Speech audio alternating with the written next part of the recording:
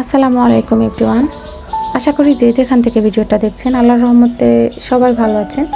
আমরা কিন্তু ভালো নেই, আমাদের অবস্থা দেখে বুঝতে পারছেন। ফেনী বলেন, কুমিল্লা বলেন, নোয়াখালী বলেন, সবগুলো জেলাতে কিন্তু একই অবস্থা হয়ে গেছে। দেখতে পাচ্ছেন কত বেশি পানি উঠে গেছে। এটা কিন্তু হচ্ছে পানি যখন উঠছিল সেই 2 দিনকার ভিডিও। তারপরের ভিডিও তো বুঝতে পারছেন কত বেশি পানি উঠবে, মানে তখন কিন্তু আমি আর ভিডিও করতে পারিনি। এটা হচ্ছে আমাদের বাহিরে যে পাকের ঘরটা আছে সেটার ভিডিও দেখাচ্ছি আপনাদেরকে। যেহেতু আমরা নতুন ঘর ধরেছি সেজন্য কিন্তু ভিটিটা আলহামদুলিল্লাহ অনেক বেশি উঁচু করেছিলাম, সেজন্য কিন্তু ভিটিতে উঠেনি আল্লাহর রহমতে। কিন্তু আমাদের বাহিরে যেহেতু পাকের ঘরটা, মানে আমাদের যেহেতু লাইনের গ্যাস, পাকের ঘরটা এখনও বাইরে, এটা তো প্রসেসিং করে আনতে সময় লাগে, সেজন্য পাকের ঘরটা এখনও বাইরে রেখেছি। ভিতরে কিচেনের রুম রেখেছি, কিন্তু মানে বাইরে গিয়ে রান্না করে তারপরে ঘরে চলে আসি। ঘরে সিলিন্ডার রেখেছিলাম আর কি। তো সেই সুবাদে কিন্তু আমাদেরকে বাহিরে অনেকবার যেতে হয়। যারা রান্নাবান্না তো করতে অনেক টাইমের দরকার, তাই না? তো সেজন্য অনেকবার কিন্তু বাহিরে যেতে হয়। তো যতবারে বাহিরে যাই ততবারই কিন্তু আমরা এই পানির মধ্যে হেঁটে হেঁটে যাই। তো দেখতে পাচ্ছেন কত বেশি পানি বেড়েছে, মানে আমাদের পাকের ঘরটা একদম হাঁটু সমান হয়ে গিয়েছিল পানি। এটা তো ফার্স্টের টাইম, মানে যখন ঢুকছিল তখনের অবস্থা। তো এত বেশি পানি জমে গেছে কি বলবো, মানে তো আপনারা হয়তো সাউন্ড শুনে বুঝতে পারছেন অনেক জোরে কিন্তু হেলিকপ্টার গিয়েছিল একটু আগে। সকাল থেকে 2-4 বারই যাচ্ছে আসছে, হয়তোবা তারা সাহায্যের জন্য খুঁজতেছে, মানে কেউ অত বেশি অবস্থা খারাপ থাকলে তাদেরকে সাহায্য করবে এজন্য হয়তো যাচ্ছে। তো আমাদের পাশে যে বাসাগুলো সেগুলো কিন্তু বেশি ডুবেছে, যেহেতু সেগুলো আমাদের বাড়ি থেকে একটু নিচে। তো সেজন্য কিন্তু ওনাদের প্রায় কোমর সমান হয়ে গেছে, হাঁটু সমান হয়ে গেছে, কারো কারো তো বুকের সমানও হয়ে গেছে। যে বাড়িগুলো গ্রামের দিকে সেগুলো বেশি ডুবেছে। মানে আমাদের বাসাটা কিন্তু মাইজদিতে একদম মেন টাউনের সাথে।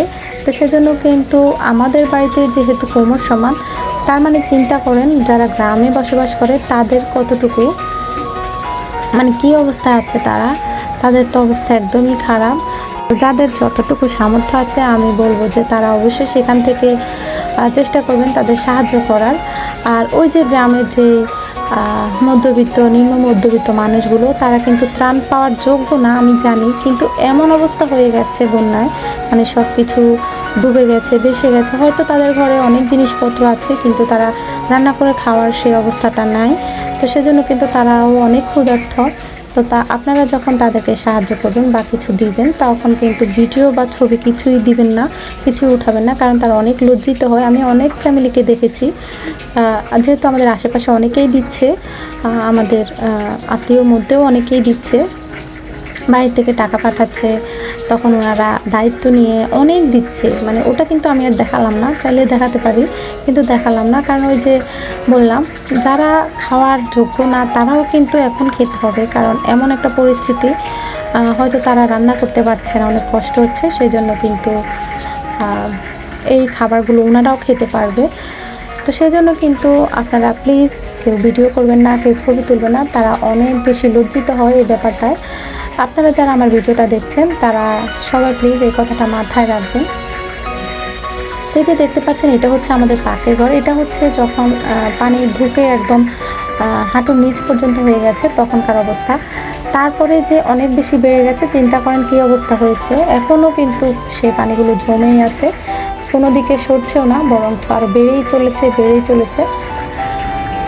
তো চিন্তা করেন, ইউটিউব খুললেই দেখি ফেনী কুমিল্লার অবস্থা খুব বেশি খারাপ। তো আমাদের নোয়াখালীর অবস্থাও কিন্তু অত বেশি ভালো নেই। আরও যারা গ্রাম অঞ্চলে থাকেন তাদের অবস্থা তো বলে আর কি বলবো, মানে বলে আর লাভ নেই। আমার আব্বুদের, মানে আমাদের যে বাড়িটা ওটাতে কিন্তু রাস্তায় আপনার বুক সমান পানি চলে এসেছে। আমার আব্বু ওই দিন এসেছিল, কিন্তু ওনার যখন বাসায় গেছে তখন ওনার জ্বর হয়ে গেছে, এত বেশি পানিতে উনি আসা যাওয়া করেছিল। আর কোনো গাড়ি তো পাওয়াই যাচ্ছে না। আর মূল কথা হচ্ছে গ্রামে কিন্তু দোকানপাটও খোলা নেই। আমরা যারা শহরে থাকি তারা কিন্তু হয়তো বা এক এক টাইমে দোকান খোলা পায় বা কোনো না কোনো জিনিস কিনতে পারছি, কিন্তু যারা গ্রামে বসবাস করে তাদের কিন্তু টাকা পয়সা ঠিকই আছে, বা যাদের আছে আর কি, মানে টাকা পয়সা হয়তো ঠিকই আছে কিন্তু তারা কিনতে পারছে না, দোকান খোলা নেই। তারপরে শহরমুখী হতে হচ্ছে, কিন্তু শহরে আসতে অনেক বেশি সমস্যা, সেজন্য আসতেও পারছে না, অনেক কষ্ট হচ্ছে কিন্তু তাদের। তো বলবো যে যারা যারা ত্রাণ দিচ্ছেন বা কোনো কিছু সাহায্য করতে চেষ্টা করছেন তারা অবশ্যই গ্রামের ভিতরে ঢোকার চেষ্টা করবেন, কারণ গ্রামের মানুষ অনেক বেশি কষ্টে আছে। আমরা তো আলহামদুলিল্লাহ আল্লাহ ভালোই রেখেছে, যদিও পানিতে হাঁটাহাঁটি করি তারপরও অতটা ডুবেও যায়নি, ভেসেও যাচ্ছে না কিছু, আলহামদুলিল্লাহ আল্লাহ ভালো রেখেছে। কিন্তু যারা গ্রামে আছে তাদের অনেক ক্ষয়ক্ষতি হয়েছে, অনেক বেশি কষ্ট হচ্ছে, অনেকে আছে খাবার পাচ্ছেও না। অবশ্যই আপনারা সবাই গ্রামের ভিতর, আপনাদের কষ্ট হলেও আপনাদের কষ্টের সেই খাবারগুলো আপনারা সঠিক জায়গায় দিতে হলে আপনারা গ্রামের ভিতরে পৌঁছাবেন, কারণ তারা খাবারে অনেক কষ্ট করছে, অনেক ভিডিওতে দেখেছি। তো এটা হচ্ছে আমাদের জেঠিদের ঘর, দেখেন কি অবস্থা। এই যে মানে যে ওয়ালটা দেখা যাচ্ছে ডুবে গেছে, তাদের দরজা কিন্তু ওই সমান ছিল, তারপরে কিন্তু ওনারা ইটের কঙ্কর বালি দিয়ে উঁচু করেছে যেন পানি মানে এত বেশি ঢুকে গিয়েছে যেন একটু কম ঢুকে, সেজন্য এরকম করেছে। কিন্তু কিছু করার নেই, ওই যে পানি তো যা ঢুকা তা ঢুকে গেছে। ওনারা কিন্তু মোটর দিয়ে কিছুক্ষণ পানি কমায়, তারপরে আবার বেড়ে যায়, এমন অবস্থা। প্রত্যেকটা ঘরেরই একই অবস্থা হয়ে গেছে। তো যেহেতু আমাদের নতুন ঘর দিয়েছে আলহামদুলিল্লাহ, তো ঘরটা অনেক বেশি উঁচু করেছি, আপনাদের ভাইয়া বলেছিল একদম বুকের সমান উঁচা করতে, কিন্তু আমরা কোমর সমান করেছিলাম। তো উঁচা করার ফলে হয়তো আমাদের ঘরে ঢুকেনি পানিটা, কিন্তু ওই যে বাহিরের অবস্থা তো বুঝতে পারছেন, রান্না করার জন্য বাহিরে যেতে হয়, আর তো এতেই এই অবস্থা। তো যারা যারা ভিডিওটা দেখছেন সবাই প্লিজ একটু চ্যানেলটাকে সাবস্ক্রাইব করে দিবেন, এবং আপনাদের এলাকায় কোন এলাকায় বা কে কোন অবস্থানে আছে সেটা কমেন্টে জানাতে পারেন। কার এলাকায় কতটুকু পানি উঠেছে সেটাও কমেন্টে জানাতে পারেন, তাহলে কিন্তু অনেকটাই উপকৃত হবে। এই যে আমাদের পাখির ঘরের অবস্থা দেখেন,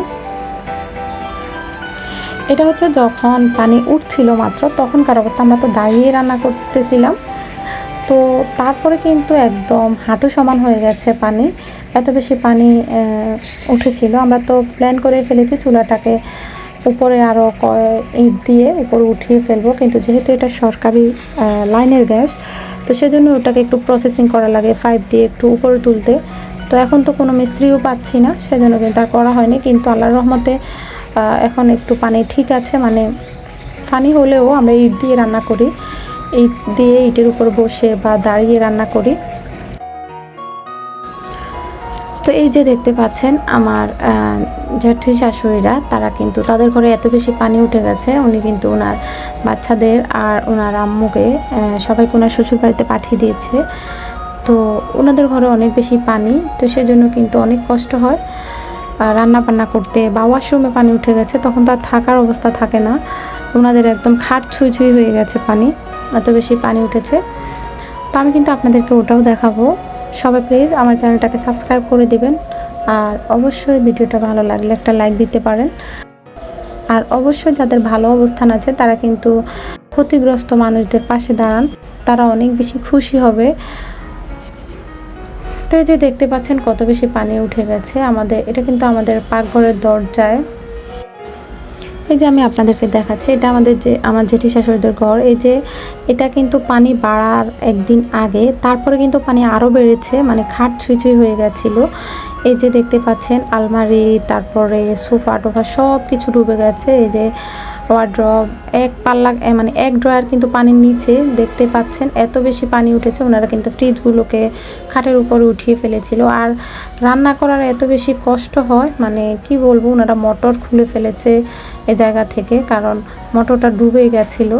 তো তারপরে দেখেন রান্না করার কত বাজে অবস্থা, কারণ অনেক কষ্ট হচ্ছে। আর যেহেতু ওনাদের ঘরের মধ্যে এত বেশি পানিগুলো বন্ধ হয়ে অনেক বেশি ঠান্ডা হয়ে গেছে, আর এই পানিতে কিন্তু হাঁটাহাঁটি করলে বেশি শরীরও খারাপ হয়, ভাবিদের অনেক জ্বর হয়েছে, অনেক কষ্ট হচ্ছে, যে দেখতে পাচ্ছেন। তো সেজন্য কিন্তু ভাইয়া ওনাদেরকে ওনাদের বাড়িতে পাঠিয়ে দিয়েছে। ওনাদের বাড়ি কিন্তু আটকপালিয়া মানে সুবর্ণচর, ওইখানে কিন্তু ওনাদের যেহেতু নতুন ঘর করেছে, ঘরে কিন্তু ঢুকেনি, সেই সুবাদে কিন্তু উনি ওখানে পাঠিয়ে দিয়েছে। তো এই যে দেখতে পাচ্ছেন সবগুলো ডুবে গিয়েছে। তো নোয়াখালীর মানুষ কিন্তু অত বেশি ভালো নেই, সবাই সবার জন্য দোয়া করবেন, আল্লাহ যেন তাড়াতাড়ি এই পানি শুকিয়ে দেয়। তো আর সবাই অবশ্যই ভিডিওতে একটা লাইক দিবেন, চ্যানেলটাকে সাবস্ক্রাইব করবেন। তো আজকের ভিডিওটা এ পর্যন্ত, সবাই ভালো থাকবেন, সুস্থ থাকবেন, আল্লাহ হাফেজ, আসসালামু আলাইকুম।